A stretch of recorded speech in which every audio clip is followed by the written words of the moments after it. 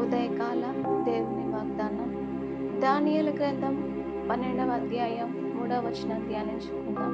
బుద్ధిమంతులైతే ఆకాశ మండలములోని జ్యోతులను కూలిన వారే ప్రకాశించెదరు. నీతి మార్గమును అనుసరించి నడుచుకున్నట్టు ఎవరు అనేకులను త్రిప్పుదురో వారు నక్షత్రము వలె నిరంతరము ప్రకాశించెదరు. వాక్యంలో చూస్తూ ఉన్నాం, మనము దేవుడు మనము బుద్ధిమంతులముగా ఉండాలి. అంటే మనము బుద్ధిగాను నీతిగాను మనము యథార్థముగాను మనము ఉండాలి. మనము ఉన్నప్పుడు మనము ప్రకాశించగలుగుతామని వాక్యంలో చూస్తున్నాం.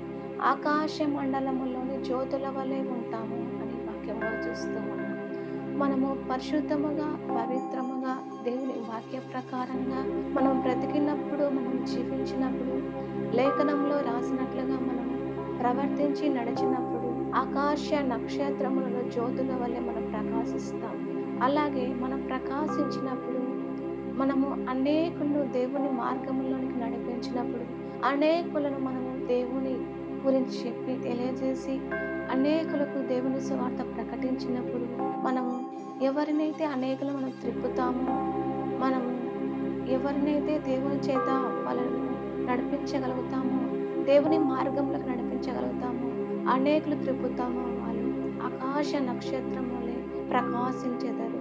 మొదటిగా మనము ప్రకాశిస్తే ఇతరులు మనం ప్రకాశింపజేస్తాం.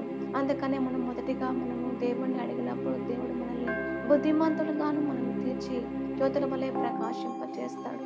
అలాగే అనేకులను మనం నడిపించగలిగితే వారిని కూడా ఆకాశ నక్షత్రం వలె తేజరిల్ల చేస్తాడు.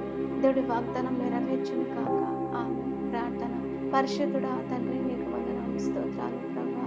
అయా బుద్ధిమంతులే ఆకాశం ముందునైన జ్యోతుల వలె వెలుగునట్లుగా మేము సహాయము చేయి తండ్రి.